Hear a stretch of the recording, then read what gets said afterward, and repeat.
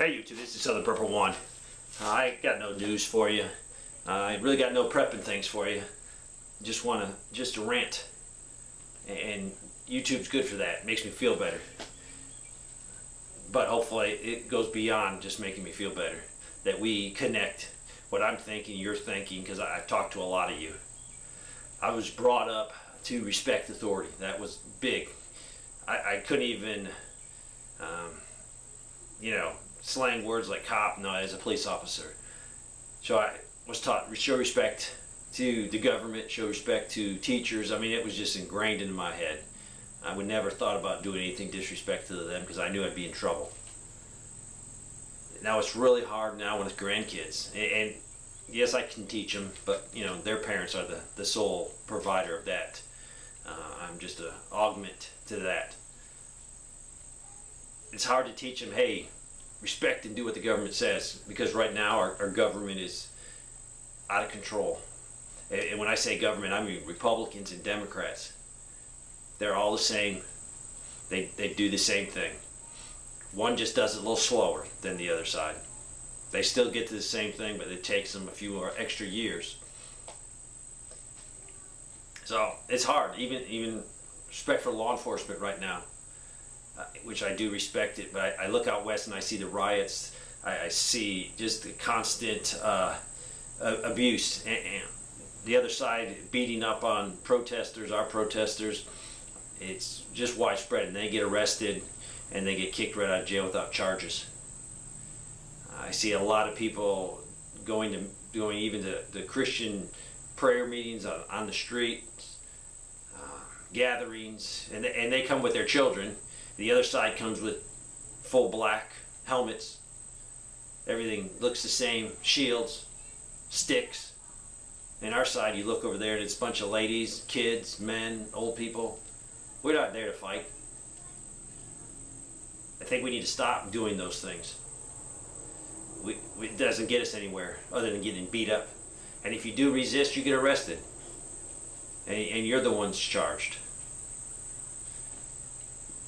Look at some of they're political prisoners, without a doubt, that entered the Capitol building. The conditions they're under, they're being treated worse than murderers. And it is so well documented. If you don't know what I'm talking about, you need to start researching. So it's going to be hard to tell my grandkids, yeah, obey the government. The same government that lies every second of the day. You don't know what to believe with the COVID. Wear a mask, don't wear a mask, wear a mask. Get a shot. Unbelievable. Our country's descending very quickly. Our fearless military leader was afraid of the white rage. I pray it's not a white rage. I pray it's a Neapolitan rage. All mixes of people that finally have enough. Those people need to unite. We don't need to fight over petty things. There's no way we can unite with the left. First of all, murdering babies, I got no common ground with you. Taking away my Second Amendment rights, absolutely no common ground. You want big government? I don't want big government. Why would anyone want big government unless you're a parasite? Let's think of this. You go to work, you pay taxes. The boss gives you a paycheck so you go out and buy something. In most states you pay some of that money back to the state. Some of it even goes to the county. So you buy a car. Oh Lord, you got to pay taxes on the car when you buy it. And some states are different. In my state you got to pay sales tax. And then every year you got to pay taxes to the county. You save enough and you make a house, build a house, buy a house. Then every year you got to pay money. If you happen to have a nice house, they charge you more money for the same services everyone else gets. Explain that to me. Where in the world can you charge someone for services based on what they own? If you go to Walmart, they don't say, well, you make $100,000 a year, so everything's doubled in price. You have a house, so they charge you more to use the roads. They charge you this, you use the roads the same amount someone else can. You don't get the right to take out more books at the library. Oh, I paid 5 times what that guy did. I need to be able to take out 5 times as many books. I paid twice as much as he did. So law enforcement should show up at my house twice as fast. It doesn't work that way.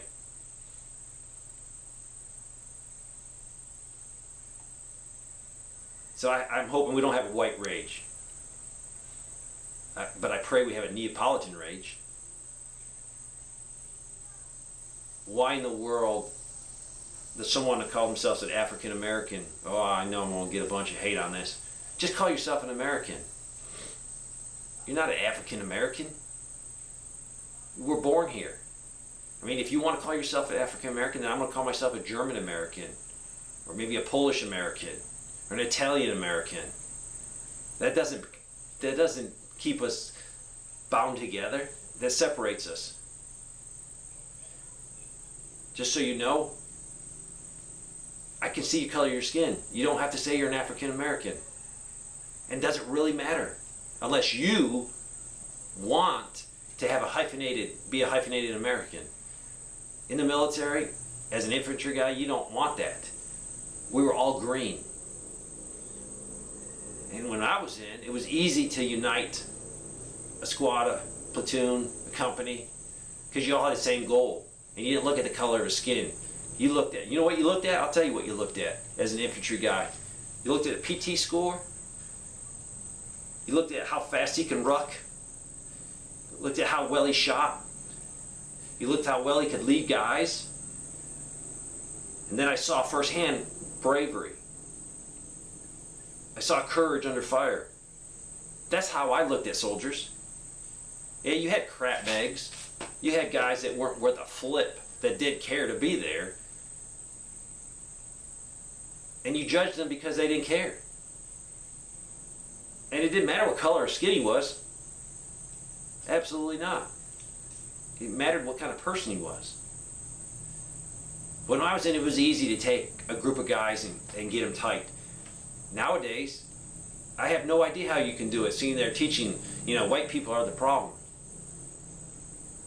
How can you unite a squad? I'm glad I'm not in, because that would be almost an impossible task.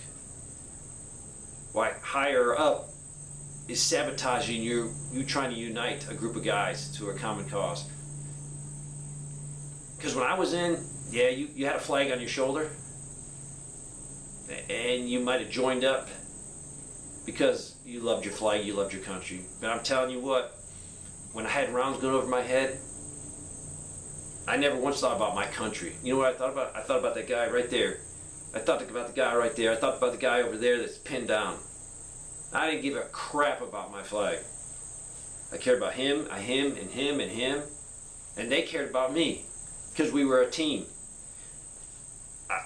How are you going to have a team out there now if people are thinking, oh, all this communist and crap that's being shoved down soldiers' face? I don't know how we're going to do it. So, people say, well, it's never going to happen.